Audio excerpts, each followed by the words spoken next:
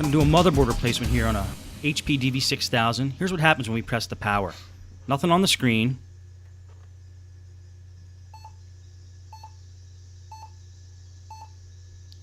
And we get a couple of beeps there. Now, it could be an error code.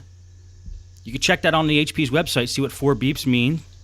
But we already did that, and we tried replacing the RAM, and it's definitely a motherboard problem. So, since we already did a motherboard replacement on DV6000, I'm just going to do this one in fast motion. You might be able to get something out of it because I'm doing it from a different angle. If you were planning on taking apart a DV6000 and you missed something in the first video, this will work for you. So I'm just going to speed it up right now. Okay, like I pulled that RAM out. I wanted to show you that we did try replacing the RAM. It still could have been a RAM problem, but with the new RAM in, it did the same thing. So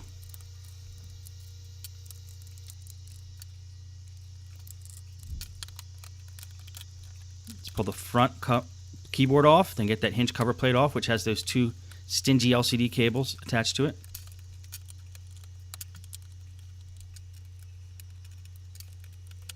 Pull off the hinges there, get the screen off. Then we realize we forgot to take the wireless antenna off and the webcam cord, which we should have done in the first place before we tried to pull the screen off. Now there's a few more screws here on the top plate to get off before we can detach it from the bottom plate.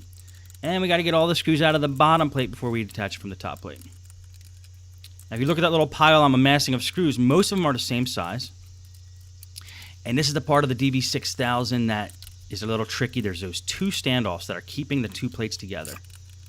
Definitely watch the first video to see about that. Okay, there's the motherboard. Just look for all the screws with the white arrows next to them. That should be able to give you enough indication of what screws to take out of the motherboard. Okay, let's take the processor CPU fan off. Let's get the processor out of there. Take a new motherboard, pull it out of the case, and that was the wrong motherboard, so I'm going to pull the correct motherboard out of the case.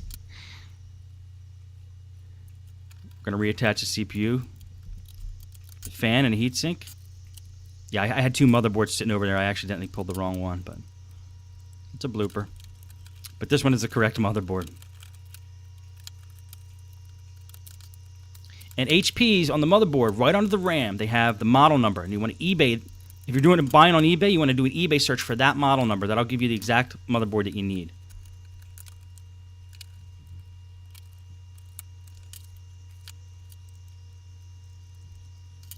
Make sure you reattach all the LCD or all the cables, the ribbon cables.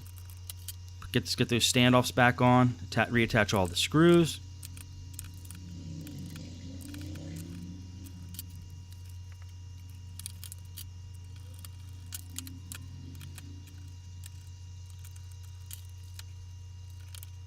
Attach the screen while you're holding it gently. Put all the screws back in. And tighten them up with a higher torque screwdriver because you don't want these to get loose. The screws that hold the monitor on.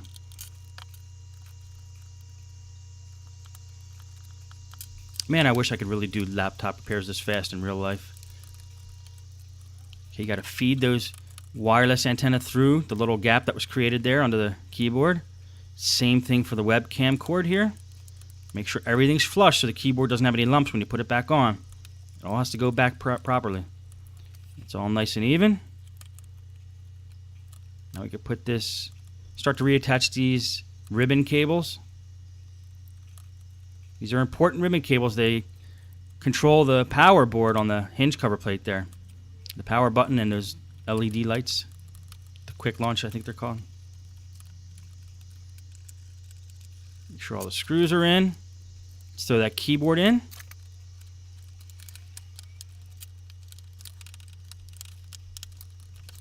The hinge cover plate back on. Start to put all the stuff back in the bottom.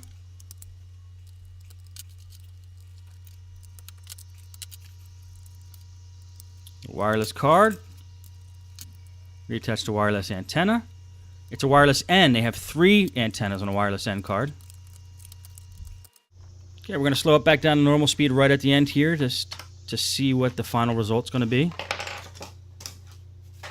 Just going to throw this last cover on. Covers the RAM and the wireless card. 2 screws holding that in.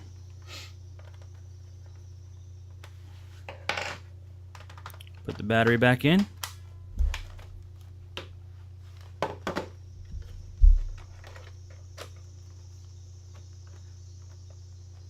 Hit the power button.